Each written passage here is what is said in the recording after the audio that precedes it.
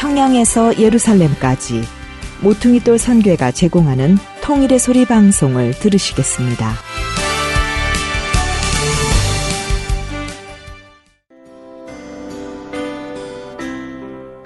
오늘의 만나 이상 목사님의 말씀을 들으시겠습니다. 많은 은혜 받으시기 바랍니다.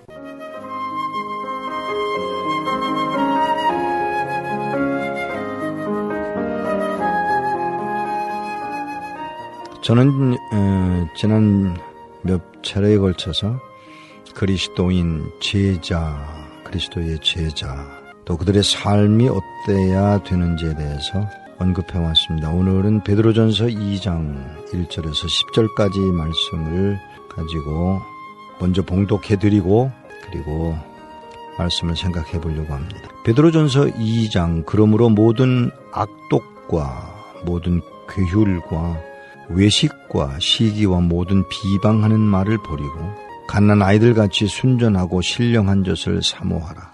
이로 말미암아 너희로 구원에 이르도록 자라게 하려 함이라.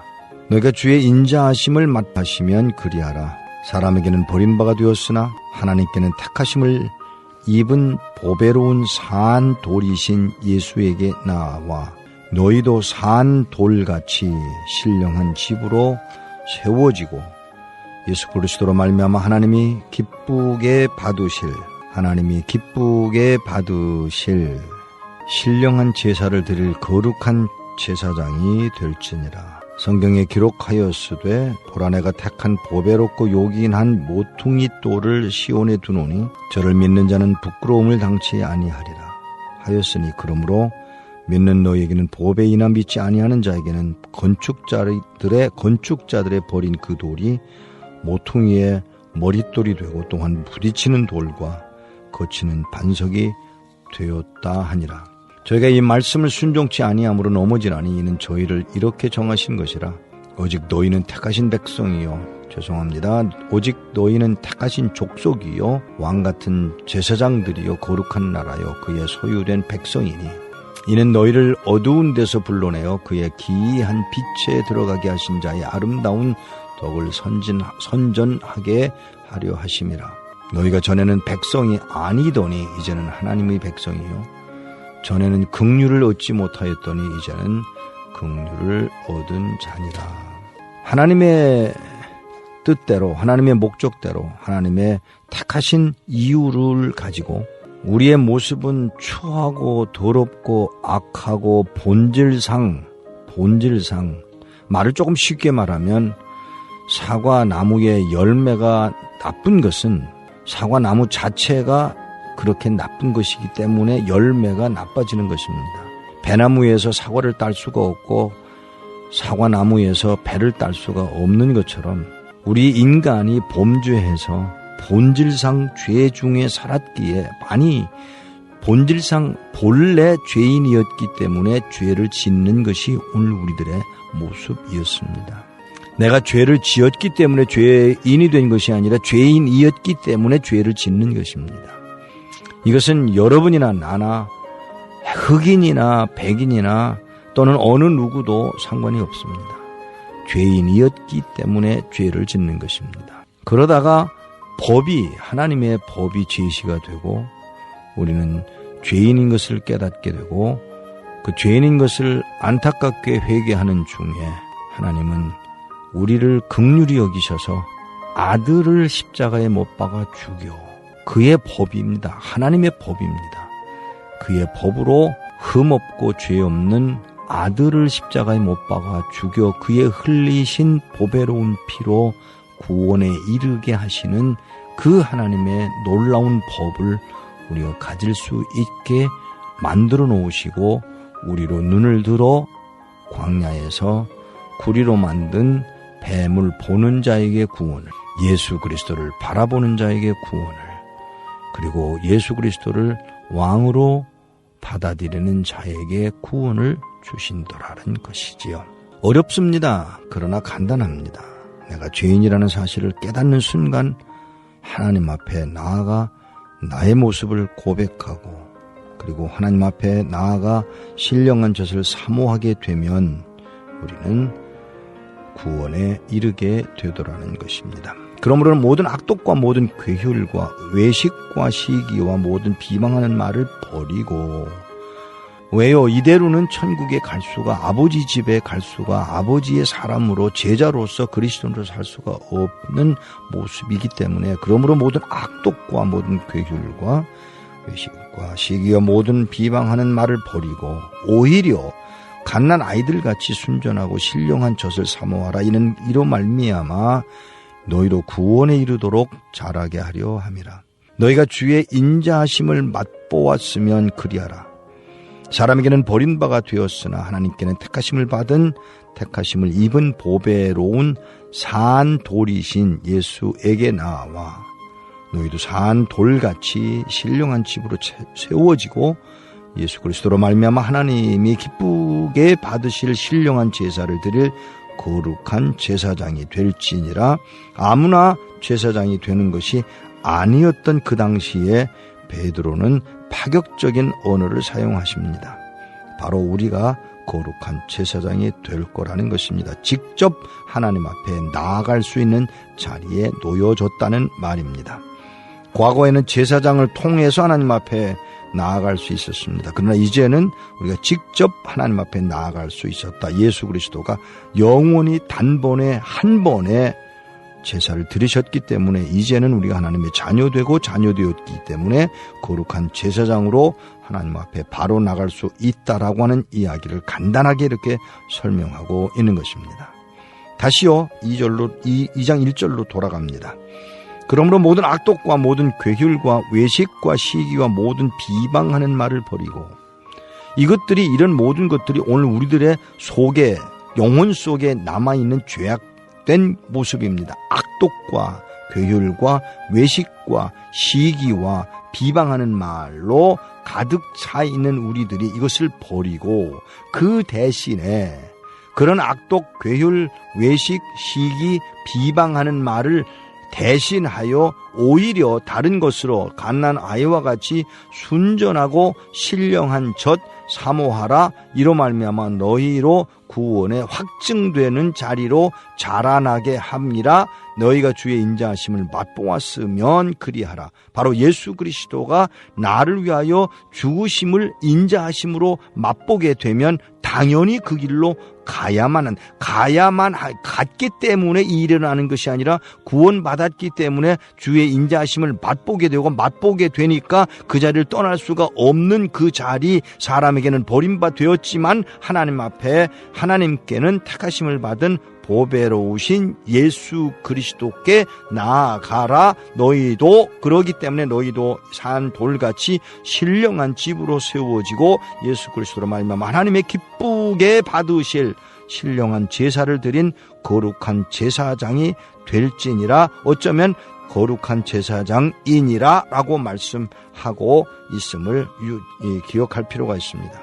성경은 말씀하시기를, 기록해 놓기를, 보라 내가 택한 보배롭고 요긴한 모퉁이돌을 시온에 두노니 저를 믿는 자는 누굽니까? 예수 그리스도입니다. 버림받은 돌이었습니다. 그런데 건축자가 가져다가 세워놓은 그 모퉁이돌을 시온에 두는데 저를 믿는 자는 부끄러움을 당하지 아니하리라 하였으니, 그러므로 믿는 자 너희에게는 보배이지만 믿지 아니하는 자에게는 건축자의 버린 그 돌이 모퉁이의 머릿돌이 되고 또한 부딪히는 돌과 거침거리가 되는 반석이 되었다. 이렇게 설명하고 있습니다. 사랑하는 여러분, 여기에 이 말씀 속에서 빼놓을 수 없는 결정적인 언어들을 베드로는 사용하는데, 베드로는 누구지요?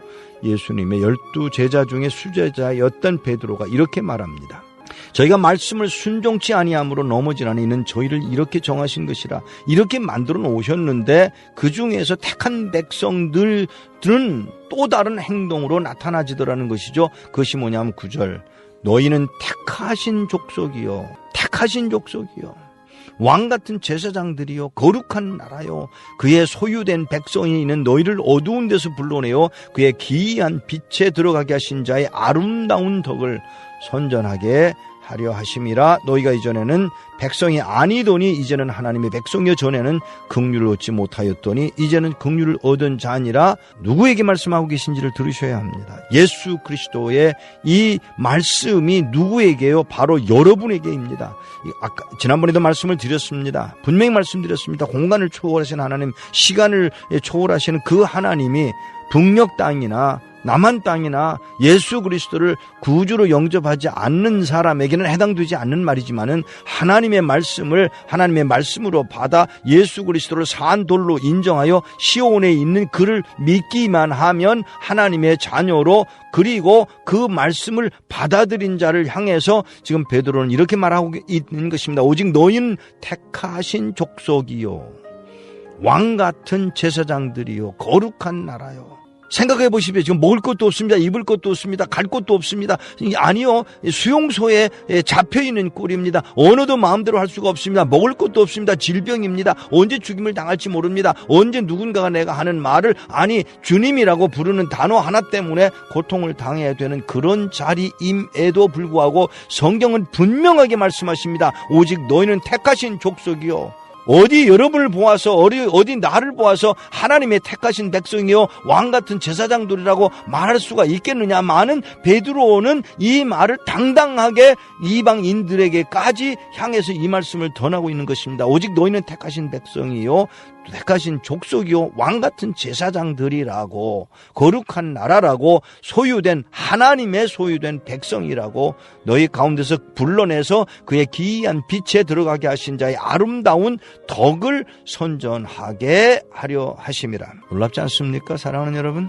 지금 70년 가까이 살아오는 여러분들의 삶을 보면 거지 같고 정말 패배자 같고 밟힌바 되었고 손에 볼 대로 보았고 억울하기 짝이 없는 부당한 일에만 쫓겨 살던 사람들, 여러분들을 향해서 하나님은 이 말씀을 통해서 너희가 택하신 족속이요 왕같은 제사장들이요 거룩한 나라요 그의 소유된 백성이요 너희를 어두운 데서 불러내서 그의 기이한 아주 신기한 빛에 들어가게 하신 자의 아름다운 덕을 하나님 앞에와 사람들 앞에서 공공연하게 말하게 하실 거라는 이야기를 하고 있습니다. 사랑하는 여러분, 10절은 이렇게 말합니다. 결론적으로 이렇게 표현하고 있습니다. 너희가 전에는 하나님의 백성이 아니었다.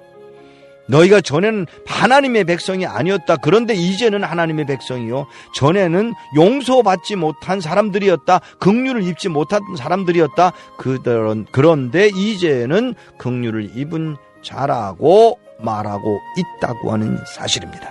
사랑하는 여러분, 놀랍지 않습니까? 마치 궁궐 밖에 쫓김당하여 나가 있는 문둥병자 같은 사람들, 소망도 없고 건강도 하지 않고 먹을 것도 없어서 거지 같은 삶을 살아가고 있는 그런 죄인들인 우리를 향해서 하나님은 아들을 기꺼이 십자가에 못 박아 죽이셔서 피 흘리시고 그 피 흘리신 그 피로 우리로 하여금 하나님의 자녀되는 복을 누리게 하실 뿐만 아니라 하나님의 택하신 족속이라고, 왕같은 제사장들이라고, 거룩한 나라라고, 하나님의 소유된 백성이라고, 그리고 그의 기이한 빛에, 신기한 빛에 들어가게 하시기 위하여 아름다운 덕을 선전하게 하려 하시려고 백성이 아니던 자를 불러내서 하나님의 백성으로 삼으시고 긍휼을 입지 못했던 사람들을 오히려 긍휼을 입히시는 하나님의 그 사랑. 할렐루야. 사랑하는 여러분, 여러분과 나는 언젠가 천국에서 만나 이 말씀들을 기억하며 서로 끼어안고 울고 기뻐서 울고 감사해서 울고 그리고 할렐루야를 찬양하며 예수 그리스도 이름을 인하여 기뻐하는 그날이 오게 될 것입니다. 이 소망이 우리들에게 없었다면 과연 어떻게 이 고난을, 이 과정을 겪고 갈 수 있었을까요? 앞으로 올 그 영광의 자리, 천국, 하나님 나라, 우리에게 씌워질 면류관, 그리고 우리에게 입혀질 그 아름다운 세마포, 더러웠던 육체나 질병으로 인하여 망가진 우리의 몸뚱아리를 새롭게 하시고 긍휼함을 입은 자로 새로운 육체를 입어 천국에서 만나는 그날에 우리는 주님을 노래하게 될 것입니다.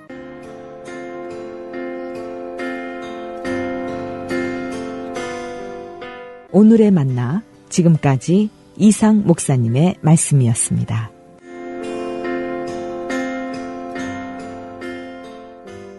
Three, two, one, countdown.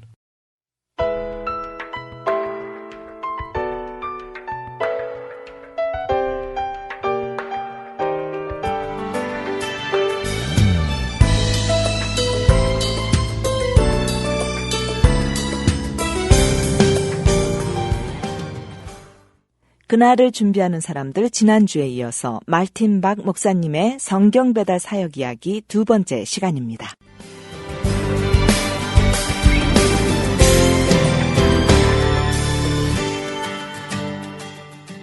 실제로 목사님은 성경 배달을 굉장히 많이 하셨는데, 뭐 숫자로 다 계산할 수는 없겠지만 지금 몇 권 정도나 그러면 배달이 된 건가요, 지금까지?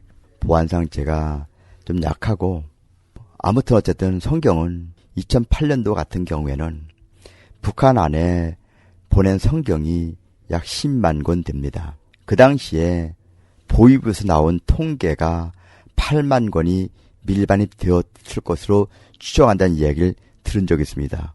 지금은 이제 성경을 북한어로 번역까지 해서 북한어 성경을 만들었잖아요. 모퉁이돌 선교에서. 목사님께서는 지금 24년 동안 성경 배달을 하면서 그 역사를 좀 지켜보신 분 중에 한 분이신 것 같아요. 지난 주간에 제가 홍콩에 가서 성경 배달을 일주일 동안 사람들과 하고 왔습니다. 가방에 넣어서 하루에 한 번 또는 두 번씩, 많으면 세 번씩 이렇게 성경을 전철을 타고 배달해 왔습니다. 모퉁이돌 선교가 시작하면서 성경을 배달하게 된 동기는 이상 목사님이 가방을 들고 나르기 시작하면서 지금까지 해왔는데, 지금도 여전히 홍콩을 통해서 저희들이 성경을 배달하고 있습니다. 또 저희들이 여행객을 통해서 성경을 중국어로 나르고 있습니다. 숫자가 한두 명 될 때는 얼마 안 되지만 이것이 50명, 100명, 1000명 되어지면 그 성경의 양이 엄청나게 많습니다. 예, 한 번은 어느 공항으로 들어가는데 그 당시는 비행기에 그 무게가 제한이 없을 때였습니다. 그래서 붙이는 가방에 한 35kg, 40kg를 붙였고요. 그리고 백팩에 한 20kg, 또 손에 드는 거 또 20kg, 그렇게 하고 이제 들어갔습니다. 거의 한 70에서 80kg의 성경을 가져가면서 그 붙이는 가방에 비타민 몇 병을 위에다 놓고 옷을 덮어간 적이 있습니다. 공항 통과해서 가는데 뒤에서 세관원이 저를 불렀습니다. 못 들은 척하고 가는데 쫓아왔습니다. 오더니 제 옷을 잡아당기면서 오라는 겁니다. 돌아갔더니 이 세관원이 먼저 가방을 눌러보더라고요. 눌러보고는 저보고 꺼내래요. 그래서 제가 옷 사이에서 비타민 하나를 꺼내면서 영어로 이것은 비타민이다. 그래도 또 다른 걸 꺼내라 해서 제가 또 다른 비타민 꺼내서 보여주는데 이것도 비타민이다. 그랬더니 그냥 가라고 했습니다. 그래서 나왔던 적이 있습니다. 아니, 그 다음에 더 꺼내라 했으면 그냥 성경이 나왔을 것입니다. 만약에 그때 잡혔으면 성경만 가져왔기 때문에 문제가 됐을 것입니다. 또 한 번은 홍콩에서 중국에 들어갈 때였습니다. 막중한 임무를 다른 임무 때문에 가는데 그래도 그냥 갈 수가 없어서 성경을 노트북 가방에 노트북 빼버리고, 그리고 성경을 잔뜩 집어넣고, 다른 가방에도 걸리지 않을 만큼 성경을 좀 넣고 다른 거 넣고, 주머니에도 성경을 넣고 들어가다 걸려서 주머니 있는 거 다 빼앗고, 그리고 노트북에 있는 거 다, 그리고는 성경을 다 꺼내놨습니다. 이 세관원이 저를 조사하는데 2번을 조사했습니다. 여권 빼앗기고, 그리고 30분 1시간 자수서 쓰고, 그리고 내려와서 또 밑에서 똑같은 일을 반복했습니다. 그때 만약에 모든 것을 제가 가져가다 걸렸으면 아마 제가 감옥에 가 있든지 아마 그랬을 것입니다. 그런데 하나님께서 조사는 2번 받고 자술서는 썼지만 그 정도로 마무리하게 한 것은 하나님이 하셨다는 사실입니다. 이 성경 배달이라는 것은 항상 정말 그런 위험성이 있는 거잖아요. 그 중국 내에서도 이렇게 목사님이 오셨을 때 도와서 그런 성경 배달을 돕는 그런 분들, 사역자들이 많이 있었을 것 같은데요. 어떻게 그런 일들에 헌신되게 되었는지 좀 기억나시는 분 있으세요? 기억나는 분들이 많이 있고, 지금도 일을 하기 때문에, 공개하기는 어렵습니다. 그러나 분명한 사실은 성경 배달하다가 잡혀서 죽은 사람도 있고요. 또 성경 배달하다가 감옥 가서 1년, 2년, 5년, 10년 살았던 사람들이 꽤 많이 있습니다. 그래서 이런 사람들 일일이 다 거론할 수는 없고, 어쨌든 간에 지금도 하나님의 말씀을 배달하는 과정 속에서 고통 가운데 있고 감옥에 있고 하는 사람들이 있음을 밝히는 바입니다. 어떤 분들은 요즘은 중국에 많이 개방돼서 성경도 마음대로 사볼 수 있는 거 아니냐. 모퉁이돌이 아직도 중국인들을 위해서도 성경 배달을 해야 되는가라고 말씀하시는 분들도 있으세요. 중국은 지금 매일매일 새로 믿는 사람들이 2만 명입니다. 1년에 평균 700에서 800만 명의 새로운 성도가 생겨납니다. 흔히들 중국의 최하 기독교인 인구가 8천만에서 1억 3천만, 1억 4천만까지 봅니다. 그런데 중국의 성경 인쇄하는 기관이 난징에는 애덕, 영어로 말하면 아미티가 있는데 여기서 1년에 약 300만 권의 성경을 인쇄합니다. 그 300만 권의 성경을 중국에서 인쇄하는데 이 성경 중 60%에서 70%는 해외 수출용입니다. 다시 말하면 중국어 성경이 아니고 영어, 또는 독일어, 다른 나라 언어로 약 200만 권 이상의 성경을 인쇄하고 100만 권의 성경이 중국의 삼자교회를 통해서 반포되고 있는데 하루에 2만 명이라 한다면 700만 명, 800만 명의 성도들 중에 1년에 성경 갖고 있는 사람은 100만 명밖에 되지 않고 600에서 700만 명의 성도들은 성경 없이 예수를 믿어야 되고 또 지금까지 누적된 사람을 따지면 그 성경은 정말 턱없이 부족합니다. 중국에서 인쇄된 성경이 약 5,400만 권입니다.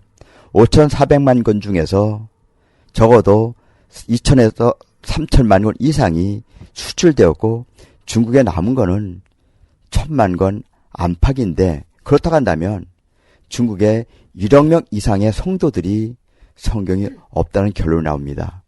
물론 중국의 인터넷 매체를 통해서 성경을 주문하면 한 권씩 2권씩은 배달이 됩니다.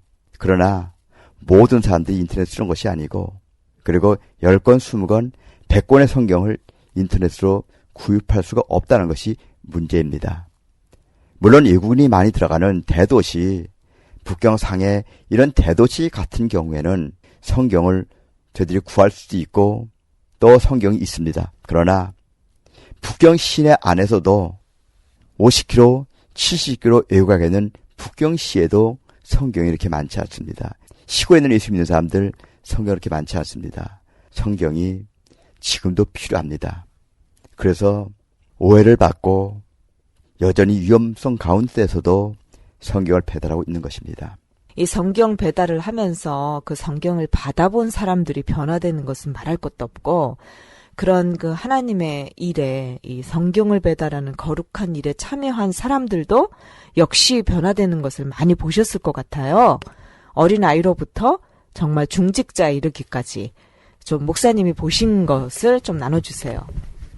요 얘기에 답하기 전에 믿음이 가장 좋은 사람 정의를 내릴 때 많은 사람들은 목회자, 장로님, 권사님, 집사님 이런 식으로 얘기하는데 저는 반대로 얘기합니다. 가장 믿음이 좋은 사람은 유치원 아이들, 초등학교 애들, 중고등학교 역순으로 간다고 얘기합니다. 그 일례가 어디서 나오냐면 성경 배달할 때 보면 유치원 아이들은요. 성경 한 가방이든 자기가 끌고 갈 수 있을 만큼 줘도 불평하지 않고 그냥 갑니다. 근데 초등학교 애들, 중학교 아니 집사 장로쯤 되면은 정말 무서워합니다. 혼자 갈 땐 모르지만 10명, 20명 인수해 갈 때는 이거 가져가다 걸리면 우리 수련회 못하는 거 아니야? 이거 가져가다 걸리면 우리 중국 못 들어가는 거 아니야? 이렇게 하면서 성경을 안 가져갑니다. 다시 말하면 믿음의 척도를 정말 살펴보려고 한다면은 성경을 가지고 중국 땅에 가는 것에서 판가름 난다고 저는 볼 수 있습니다. 오늘 성경 배달하면서 저희들이 원하는 것은 뭐냐? 중국 땅에, 북한 땅에 성경이 필요한 사람들에게 성경 배달하는 거 정말 중요합니다. 더불어 성경을 배달하는 사람에게도 이 성경 배달을 통해서 하나님의 은혜와 복이 있어야 되는 겁니다. 만약에 그들에게 그런 감동과 느낌과 은혜가 없으면 한 번 하지만 두 번, 세 번 하지 않습니다. 그래서 성경 배달하면서 은혜를 누리고 성경 배달하면서 하나님이 주신 그 감동 가운데 그들이 또 헌신하게 되고 그래서 성경 배달 이의 것을 하게 되는 것을 보게 됩니다. 일례로 작년 11월 달에 어느 시골교회 성도들이 성경 배달을 홍콩에서 일주일에 하고 왔습니다. 이들 중에는 비행기 한 번도 안 탄 분들이 14명 중에서 11명인가 12명이었습니다. 그런데 이분들이 성경 배달하는 과정 속에서 잡히기도 하고 또 돈 물고 또 찾아갖고 와서 또 가기도 하고 그랬는데 이분들이 다시 그들 자체로 또 성경 배달 간 것이 불과 3개월 만에 그들이 성경 배달 또 갔다 왔습니다. 왜 그럴까요? 성경 배달을 통해서 하나님 주신 은혜를 보았기 때문에 하나님께서 기뻐하는 걸 보았기 때문에 그들이 그렇게 합니다. 비용도 많이 들어갑니다. 그런데 그 비용을 자신들이 감수하고 자신들의 시간을 내서 홍콩에 가서 중국어로 일주를 다시 배달하는 것을 보면서 역시 성경 배달하는 것은 중국과 북한만을 위한 것이 아니라 여기서 기도하고 후원하고 하는 그들 모두에게도 큰 은혜와 도전이 된다는 것을 알 수가 있다는 사실입니다. 저는 성경 배달하면서 특별히 중국의 북한 땅에 성경이 들어간다 하면 밤 12시도 1시에도 차를 끌고 나옵니다.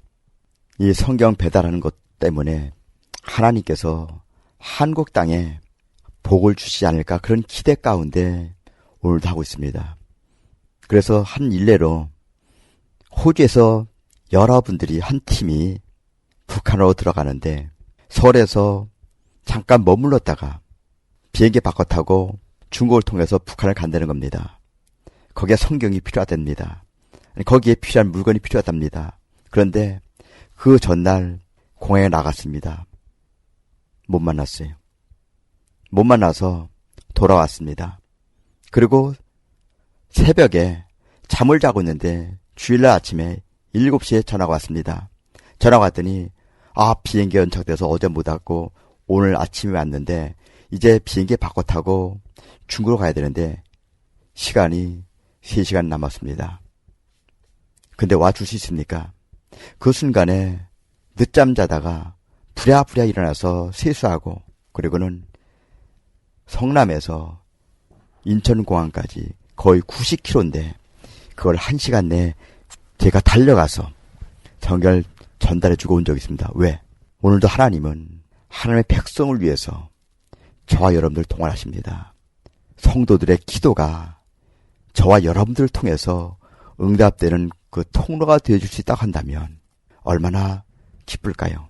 그리고 저는 성경 배달을 하면서 제가 배달한 수십만, 수백만 권의 그 성경을 통해서 먼 훗날 천국에서 이 땅에서 한 번도 보지 못했고 이 땅에서 한 번도 들어보지 못했던 그런 남자든 여자든 그런 분이 저를 찾아 꼭 깨안으면서 당신이 보내준 그 하나님의 말씀 때문에 내가 생명의 예수를 만났습니다. 당신이 보내준 그 전도지 쪽복음 때문에 내가 생명의 예수를 만나 내가 오늘 하나님의 자녀 되어 이 천국에 올 수 있었습니다. 그러면서 당신 나의 생명의 은인이라 그런 말을 하지 않을까 그런 기대감 가운데 오늘도 이 일을 하고 있습니다.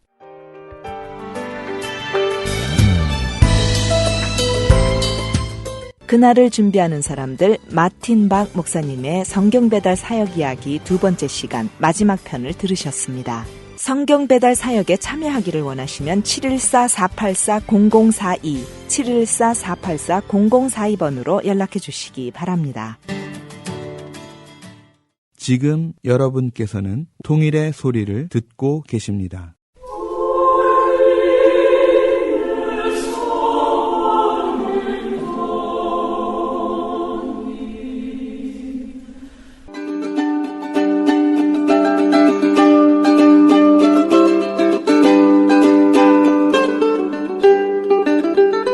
통일을 준비합니다. 하나님이 주실 통일을 소망하며 이반성 목사와 김요한 목사가 나누는 통일 이야기. 오늘은 통일 후 일어날 상황 중 특별히 계층 간의 갈등에 대해서 함께 이야기 나눕니다.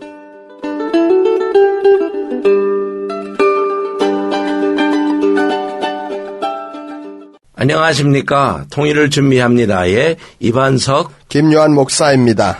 우리가 지난번까지 이제 통일이 되는 과정 속에 어떤 정치적 상황이 일어나서 남북 간의 갈등에 대한 부분 또 사회적 문화적 이런 부분들을 우리가 보면서 무엇을 알아야 하느냐 더군다나 이제 경제 구조에 대해서까지도 우리가 함께 나누었던 것을 기억하실 겁니다.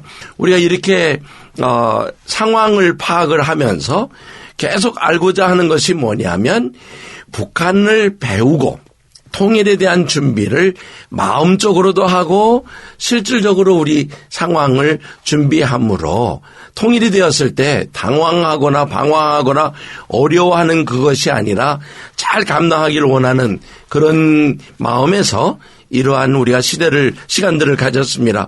오늘 이 시간에는 우리 지난 시간에 이어서 통일 이후의 이 갈등 양상을 좀 나누어 볼 때에 지역 갈등도 있고 계층 갈등도 있고 또 한면으로 보면 세대 갈등이 있을 것 같아서 오늘 이 시간에는 그 부분에 그래서 먼저 한번 우리 계층 갈등에 대해서 한번 보면서 혹시 목사님이 이제 독일 통일 당시에 어떠한 상황으로 계층별의 갈등들이 나타났고 해소됐는지를 잠깐 나눠주시면 좋을 것 같습니다. 통일의 유형들은 우리가 다루었던 것처럼 크게는 이제 전쟁형이 있었고 또 합의형이 있었고 흡수형이라고 하는 것들이 있었는데 이 통일의 유형에 따라서 다소 차이는 있지만은 적어도 어떤 유형의 통일이 오든 간에 여러 형태의 갈등 양상이 반드시 나타난다는 것이죠. 그 가운데 특별히 정치, 경제,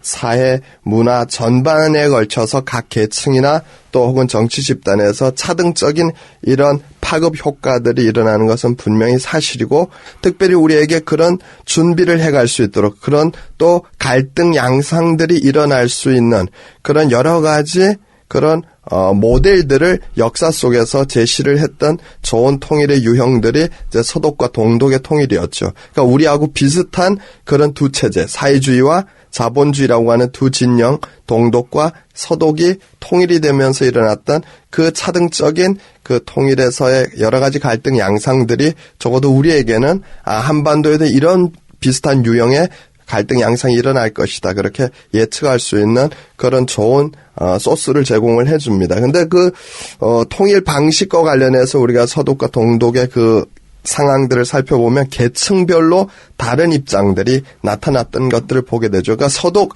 안에서도 그 통일에 대한 동서독의 통일에 대한 입장 차이가 분명하게 달랐다는 겁니다. 그러니까 즉 기업가들, 자본가들이나 또 중산층들 가지고 있는 사람들, 가지고 있는 기득권을 가지고 있는 경적인 부를 갖고 있는 그 사람들은 오히려 조기에 통일이 되어지는 것들을 빨리 통일이 되어지는 것들을 원했다는 것이죠.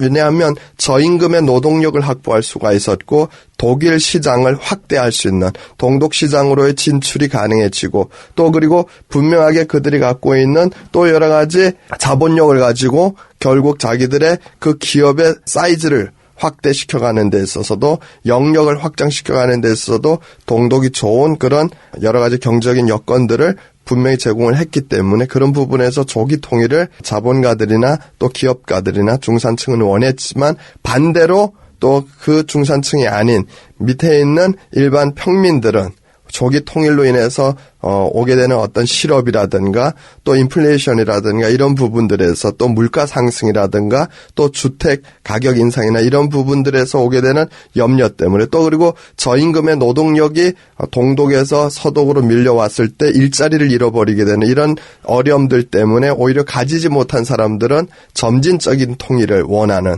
조기 통일을 기뻐하지 않고 달가워하지 않고 통일이 오히려 점진적으로 되어지는 것들을 원하는 것들을 서독과 동독의 통일을 통해서 우리가 볼 수가 있죠.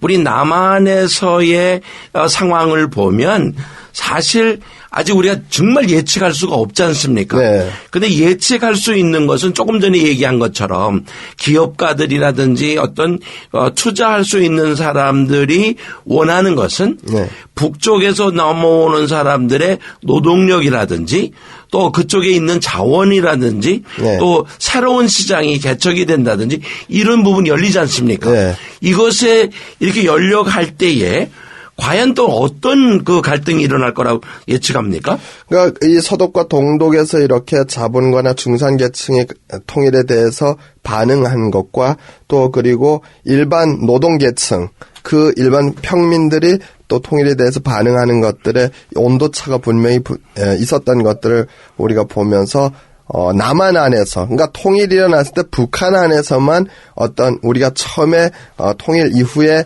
여러 가지 양상들을 전 시간에 우리가 살펴볼 때 정치, 경제, 사회문화적인 이런 여러 가지 상황들이 일어날 것이다. 예측을 우리가 대부분 북한에 포커스를 맞춰서 했는데 실제 통일이 일어나면 북한 안에서만 그런 갈등들이 일어나는 게 아니고 우리 한국 사회 속에서도 갈등이 일어난다는 것이죠. 그렇겠죠. 네. 이 남한에 있는 노동계층이 네. 어떤 차원에서는 다는 아니겠지만 그래도 어느 정도의 북한에 네. 그 북한에서 온 사람들에 의하여 노동력이 바뀐다든지 예. 또는 또 실질적으로 그 북한 노동자들과 경쟁을 해야 하는 차원에 예. 뭐 막노동하는 사람이라든지 등등으로 아니면 어떻게 면에서 보면 이미 남한에 들어와 있는 해외 교포라든지 예를 들어 네. 조선족이나 또는 그 제3국에 있는 나라에서 뭐 예를 들어서 뭐 파키스탄이나 그런 곳에서 들어온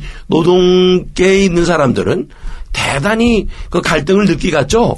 잡을 잃어버리는 상황이 될 터이니까요. 그렇죠. 그러니까 이 남측에 있는 자본가들이나 또 특별히 기업가들 입장에서는 실질적으로 통일이 되어졌을 때 그들이 양질의 노동력을 확보하게 되고 또 새로운 시장을 그들이 개척하게 되어지고 또 자원을 확보하게 된다고 하는 그런 측면에서는 그들은 빨리 통일이 그렇게 조기에 이루어지고 그리고 북한 지역으로 경제 건설을 그렇게 확대시켜 가는 데서 특수를 누리는 것들을 그들은 분명히 원하고 있죠. 그런 부분에서. 자, 그러면 지금 목사님하고 나하고 좀 생각하면서 조금 더 제가 조금 전에 이야기한 남한의 노동계층을 얘기했는데 그러면 목사님 중산층은 어떤 생각을 할까요? 그러니까 중산층이 그러니까 남한의 기업가들은 또 이렇게 자기들이 통일로 인해서 얻게 되는 경제적인 어떤 분명히 이익들이 있기 때문에 선호하고 또 빨리 조기 통일을 원하지만 또 중산계층 같은 경우에도 통일에 대한 기대치는 분명히 높죠.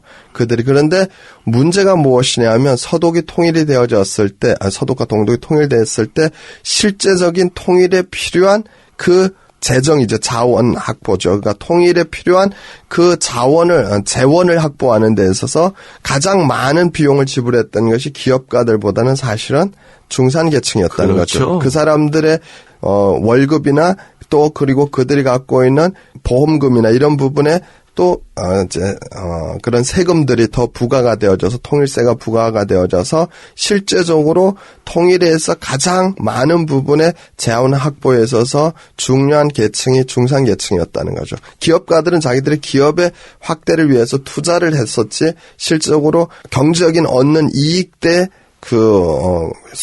희생에 비해서 이렇게 봤을 때는 가장 많은 부분에 희생을 했던 그 계층들이 중산계층이었기 때문에 그 통일로 인해서 그들이 얻게 되는 경제적인 실익이 크지 않다 그러면 불만 세력으로 그렇게 잠재할 가능성도 크다는 거죠. 그러면 통일이 되고 난 다음에 네. 이 중산층에 대하여 어떤 형태라도 그들에게 한 것에 대해서 고마워하는 것도 있어야 되지만 또 경제적인 차원에서 그들이 그것에 대해서 반란을 일으키거나 불만을 노출시키는 일들이 일어나지 아니하도록 어떤 조처가 필요하다는 그런 얘기입니다. 그렇죠? 그렇죠. 그들이 분명하게 통일 비용을 실제로 서독에서도 보면 중산계층이 가장 많이 부담을 했던 계층이거든요. 근데 나중에 통일이 되고 나서 보면 나중에 또 가장 많은 불만을 표출했던 세력도 이제 중산계층이었던 거죠. 왜냐하면 그들이 기대했던 것만큼 그렇게 통일이 그들에게 주는 실익이 크지 않고 오히려 희생이 더 많았기 때문에 그러니까 그런 부분에서 이 잠재되어 있는 이런 불만들이 표출이 되어졌을 때 또 다른 한국 사회에 있어서 그런 불만 세력들이 확장되어지는 그런 일들이 일어날 수가 있죠. 그렇다고 그러면 네. 북한 지역에서 오는 사람들은 이 통일 시점에 물론 물가 같은 거며 이런 상황은 어려울는지 몰라도 그러는 조기 통일에 대해서 환영할 가능성이 높죠. 왜냐하면 주어지니까. 그런데 거기에 비해서 중산층은 거기에 대해서 비용을 대야 되니까 굉장히 통일을 그렇게 기대하지는 않는 상황이 될 거라는 그런 결론이 내려지지 않습니까? 그러니까 한국의 중산층의 책임과 의무가 분명히 부여되어지고 그리고 그 책임과 의무에 또 상응하게 어떤 혜택들이 따르지 않는 그런 상황들이 실질적으로 일어난다는 것이죠. 근데 말씀하신 것처럼 북한 지역의 노동자 농민들에게는 오히려 가진 것이 없기 때문에 통일로 인해서 그들에게 더 많은 혜택이 주어질 것이다. 기대를 갖고 그렇게 그들이 통일을 맞이하게 되는데 결국 보게 되면 중산계층은 더 많은 것들을 얻기보다 잃는 경우가 단기적으로는 나타나게 되면 이 중산계층들이 북한의 노동자나 농민계층에 대해서도 또 이들 때문에 우리가 이렇게 어려워진다. 그래서 계층 간의 갈등이 그 한국의 중산계층이 북한의 또 일반 노동자 계층을 향해서 불만을 표하면서 계층 간의 이런 갈등 양상도 증폭이 되어지는 충분히 이런 것도 우리가 예측을 해갈 수가 있죠. 그렇다고 그러면 오늘 우리가 이제 이런 상황에 이제 분배 문제거든요. 네. 이것이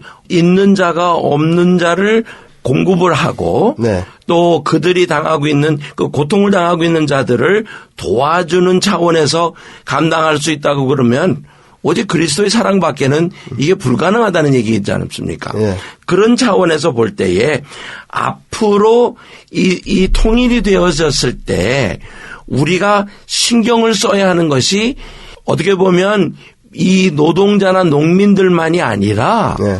중소층도 중상층도 우리가 신경을 써주어서 그들이 통일이 되고 나서도 어떤 영향력을 계속 발휘할 수 있도록 만들어주는 그런 정책도 굉장히 필요하 같다는 생각을 해보면서 그럼 뭐 그렇게 얘기하면 그거는 정치적인 것인데 그러면 우리 복음적인 차원으로 한번 질문을 해본다면 하나님이 주신 그 복을 청지기적인 차원으로 감당하지 않는다고 하면 결코 어느 누구도 자기 것을 주어서 거의 자기 주머니에 있는 것을 내놓는 걸 싫어할 터인데 하나님의 은혜로 주신 것에 감사하고 청지기로 감당할 수 있다고 하면 바로 그것이 우리가 복음적으로 통일하는 과정에 이루어진 것이라고 생각합니다. 목사님 또 시간이 됐는데 목사님 기도로 마무리해 주시면 좋겠습니다. 살아 역사하시는 하나님, 오늘 이 시간 또 저희들로 하여금 통일 이후에 일어나게 되는 여러 가지 갈등 양상들을 살펴보게 하신 것을 진심으로 감사드립니다. 하나님 한반도의 통일은 필연적이고 또 하나님이 반드시 역사 속에서 주실 것을 저희들이 믿음으로 확신합니다. 아멘. 저희들이 해야 될 역할은 통일이 언제 오느냐, 통일이 정말로 올 것이냐를 고민하는 것이 아니고 하나님이 주실 통일을 믿음으로 바라보면서 그 통일을 감당하기 위하여 준비하는 것이 저희들에게 주어진 사명임을 깨닫고 하나님 그 사명을 온전히 저희들이 최선을 다하여 감당하는 자리에 있도록 이민교회를 깨워주시고 또 저희를 사용하여 주옵소서. 아멘. 하나님께서 이후로도 이 통일의 소리를 통하여 또 통일을 준비합니다. 이 방송을 통하여 계속하여 이민교회 가운데 통일이 정말로 하나님의 손에서 이루어지고 하나님이 그 통일을 통하여 이루실 그 놀라운 하나님의 나라의 역사들을 믿음으로 바라보며 준비하는 더 많은 하나님의 사람들이 일어나게 하여 주옵소서. 아멘. 감사하며 예수님의 이름으로 기도드립니다. 아멘.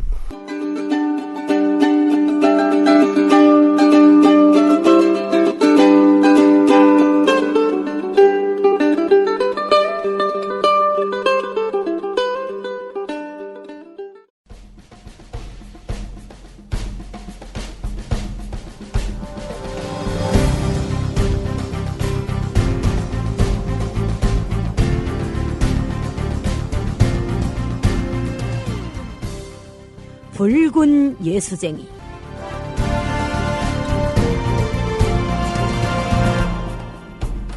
입체낭독의 리옥입니다.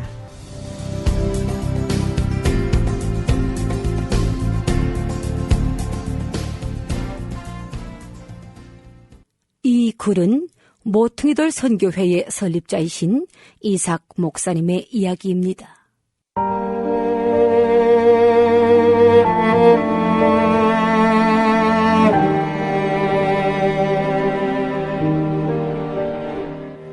한 조선족 아주머니는 나이가 60이 넘도록 북한의 친척집에 아무것도 보낼 수 없을 만큼 어려운 살림을 하고 있었다.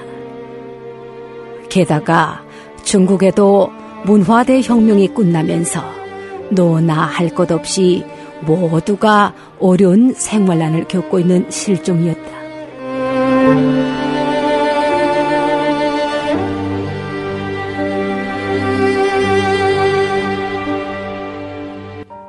그런 그녀에게 목사님은 정성껏 쌈지를 털어 북한을 다녀오시도록 힘을 보탰다. 뜻밖의 받아든 현금 앞에 아주머니는 당황하면서도 너무도 고마워 눈물을 흘리며 몸둘 바를 몰라 했다. 그리고 곧 북한을 떠난 지 한 달이 채 못 되어 아주머니는 급히 돌아왔다.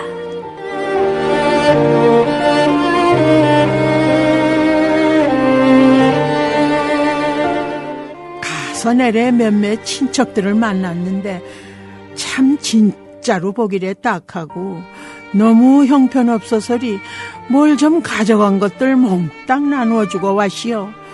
거 뭐 잘 아시겠지만 길서 내래 입고 갔던 것들도 비록 변변티 않아도 걔들 거보단 좀 괜찮았으리 속옷까지 활짝 벗어주고 왔디요.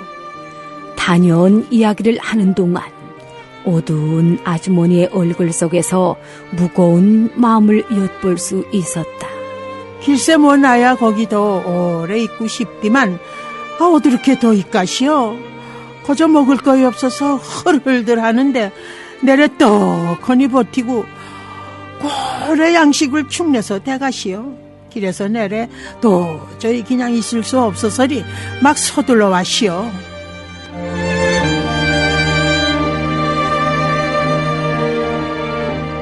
아주머니는 가지고 간 양식과 돈, 의약품 등을 나눠주고는 마지막으로 백두산 산자락의 한 곳을 찾아가야 했다.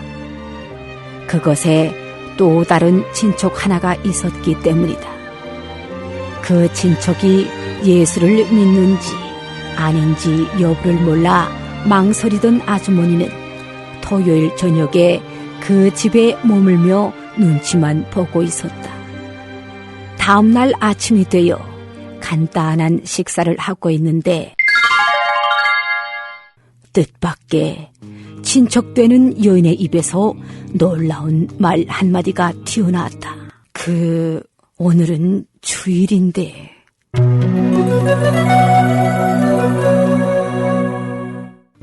사실 그것은 순전히 실수였다. 중국에서 오신 친척 때문에 마음을 놓았기 때문이다. 시방 뭐라 그랬어? 방금 주일이랬어? 조선족 아주머니가 소리를 죽이고 쫑긋한 채 묻자 둘 사이에는 갑자기 긴장이 흐르고 아무런 대답이 없이 한동안 침묵이 흘렀다.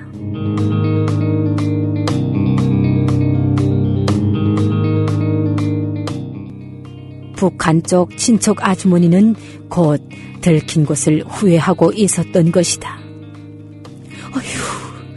내래 이런 실수를 하다니. 북한 쪽 아주머니가 스스로 자책하고 있는데 들리는 소리, 걱정 말라며 자신도 예수쟁이라고 안심하란다.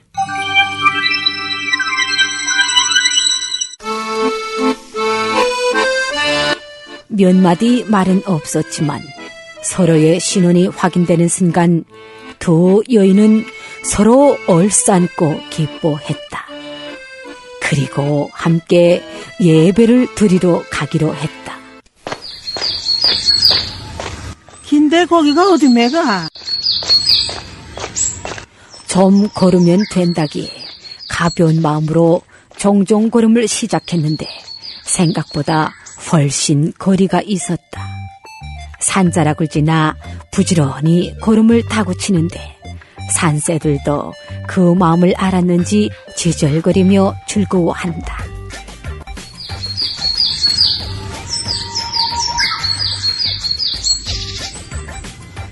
무려 거의 2시간이나 걷는 동안 둘 사이에는 여러 가지 대화가 오고 갔다. 문화대 혁명 때 이야기며 죽다 살아난 사건들, 사는 형편 등등 이것저것 나누다 보니 미국에 사는 한 목사님이 돈을 주어서 그걸 가지고 여기 왔노라는 이야기까지 하게 되었다. 얼마나 걸었을까? 한참을 걸어온 후 도착한 곳은 멀리서 봐도 알 길 없는 움막이었다. 그 움막 앞에는 한 여자아이가 몇 개의 돌을 쥐고 공기놀이를 하며 장난을 하고 있었는데 이상하게도 어린 아이의 눈매가 매섭고 예리했다. 그리고 처음 보는 낯선 얼굴을 향해 이 아줌마는 누구냐고 당돌하게 묻는다. 중국에서 온 친척이며 예수를 믿는 같은 성도라고 설명을 하자 아이는 안에다 돌을 몇 번 두드려서 암호를 보냈다. 그것은 이상한 구조로 만들어진 움막이었는데 그것이 바로 예배 초소였던 것이다.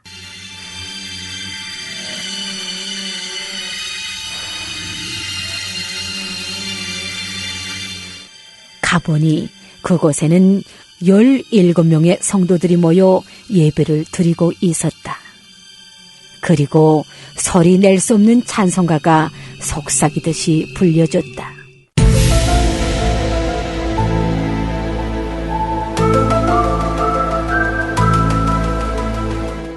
놀라운 것은 81살 난 할머니가 예배를 인도하고 있었는데 한 젊은 여성을 부르더니 조선족 아줌마에게 우리의 기도를 부탁하자고 말했다.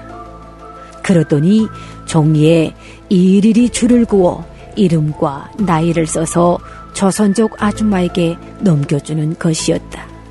그것을 받아든 아줌마는 거의 접어 몸속에 깊이 감춰가지고 떠나면서 함께 기도하겠노라고 약속한 후 돌아와 그것을 목사님에게 넘겨주었다. 그것은 바로 28명의 명단이었다.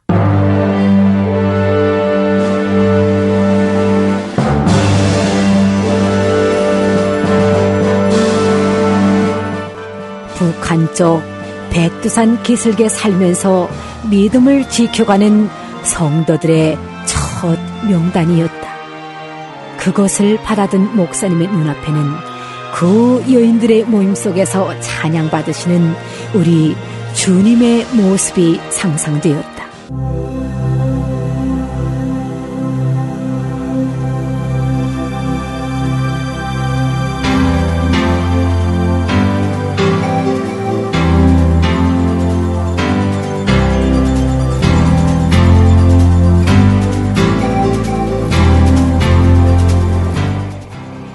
그 정리를 받아들였던 모습이 엊그제 같은데 벌써 20년이란 세월이 훌쩍 지나갔다.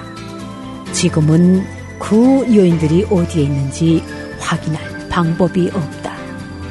왜냐하면 조선족 아주머니가 그 장소를 목사님에게 가르쳐주지 않은 채 세상을 떠났기 때문이다.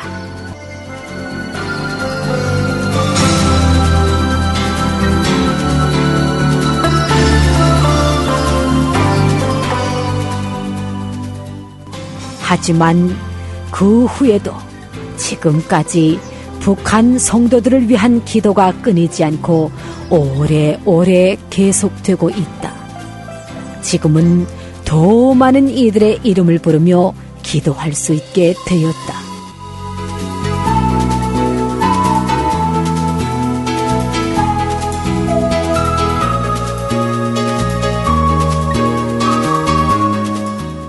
남한에 수많은 중보 기도자들이 생겨난 것은 정말 우연이 아니다. 그 당시 81살이었던 할머니는 이제 100살이 넘었을 테고 문을 열어주었던 아이는 40살이 가까울 것이다.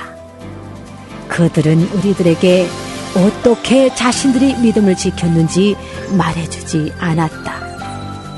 오히려 어떻게 예수를 안 믿고 살 수 있냐며 반문했었다고 한다. 결국 그들을 우리는 천국에서 만날 것이다.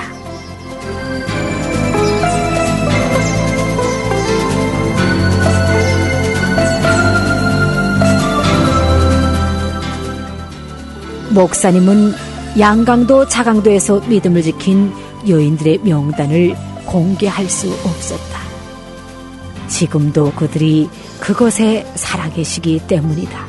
그러나 저들을 위한 기도는 여전히 끊이지 않고 있다. 아파하면서도 심장이 멈출 듯한 고통을 여전히 간직한 채로 우리는 그들을 위해 계속 기도할 것이다.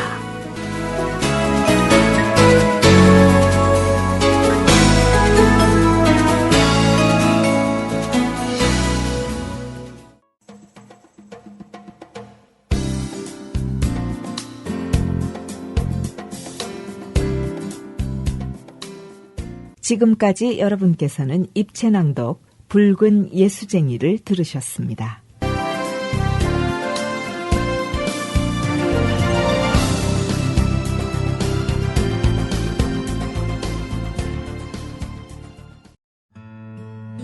주님 곁으로 날 이끄소서. 내 모든 것 다 드리며 춤성 듣기 원하네. 주님의 길로 인도하소서.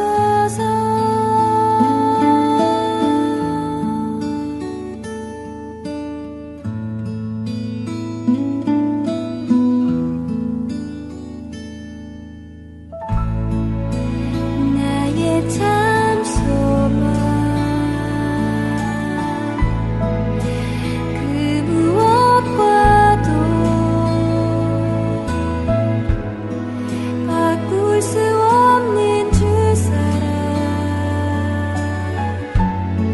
그 품 안에 난 길을 주님의 길로 인도하소서.